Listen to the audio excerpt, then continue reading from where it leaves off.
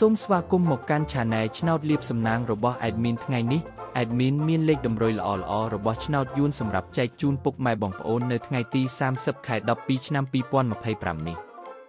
ដូចនេះ Admin មិនចង់ឲ្យចំណាយពេលវេលារបស់ពុកម៉ែបងប្អូនយូរតោះយើងមកតាមដានលេខតម្រុយរបស់យើងទាំងអស់គ្នាសម្រាប់លេខតម្រុយ2លេខមានលេខ94លេខ72សម្រាប់លេខតម្រុយអូស2លេខមានលេខតម្រុយទី1អូស90និងលេខតម្រុយចុងក្រោយអូស70សម្រាប់លេខតម្រុយ3លេខមាន727គុណនិង409គុណសម្រាប់លេខតម្រុយថ្ងៃនេះ Admin សូមជូនពរឲ្យពុកម៉ែបងប្អូនជួបតែសំណាងល្អទាំងអស់គ្នាហេងមានលាភមានជ័យ